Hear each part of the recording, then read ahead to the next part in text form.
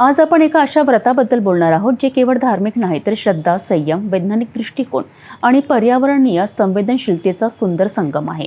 आम्ही बोलतो आहे हरितालिका तीजबद्दल, जिथे पार्वतीच्या कठोर तपश्चर्येचा इतिहास, स्त्री शक्तीचा गौरव आणि आधुनिक आरोग्य व पर्यावरण संदेश एकत्रित येतात.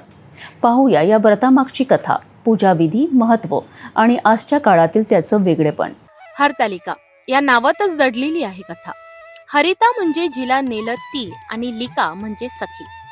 पौराणिक आख्यायिकेनुसार पार्वतीने आपल्या सखीच्या मदतीने शिवाला पती रूपाने मिळविण्यासाठी कठोर तप केलं.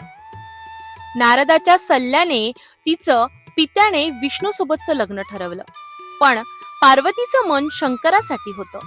मग सखीच्या सहकार्याने तिने घर सोडलं, अरण्यात जाऊन वाळूचे शिवलिंग घडविले, उपवास केला, जागरण केलं आणि अखेर शिवशंकर प्रसन्न झाले.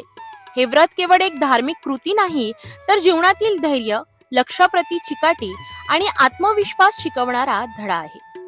विवाहित स्त्रिया सौभाग्य संपन्नतेसाठी, कुमारिका योग्य पतिप्राप्तीसाठी आणि अनेक प्रांतांमध्ये विधवा स्त्रिया देखील आत्मबल वाढविण्यासाठी हे व्रत करतात. या व्रताची विशेषता म्हणजे त्यांचे प्रादेशिक विविध रूप.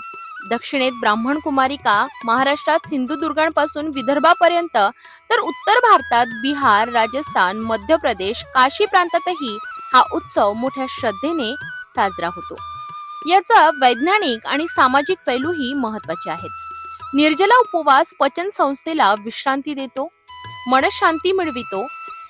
पूजा, भजन, सामूहिक गीत नृत्यांमुळे आनंददायी हार्मोन्सची निर्मिती होते, सामाजिक बांधणी वाढते.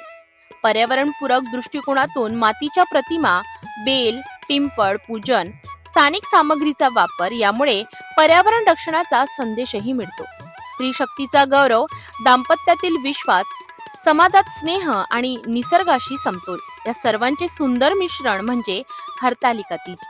आधुनिक काळातही याची प्रासंगिकता तितकीच जिवंत आहे, कारण हा सण केवळ परंपरेचा नाही तर जीवनशैलीचा आदर्श आहे.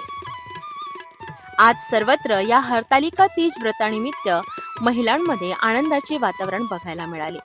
सुंदर साजसज्जा केलेल्या या स्त्रिया हरतालिकेच्या व्रताच्या माध्यमातून सौभाग्याचं लेणं या शिवपार्वतीकडे मागताना आपल्याला दिसल्या. हरतालिका तीज हा केवळ व्रत नाही तर श्रद्धा, विज्ञान आणि पर्यावरणाचा सेतू आहे. या सणाचा संदेश साधा आहे.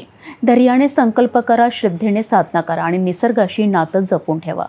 जर आपण या उत्सवातून फक्त एकच गोष्ट शिकायची ठरवली तर ती म्हणजे जीवनात उद्दिष्टाप्रती ठाम राहणं आणि समाज, निसर्ग, कुटुंबांशी सुसंवाद ठेवणं.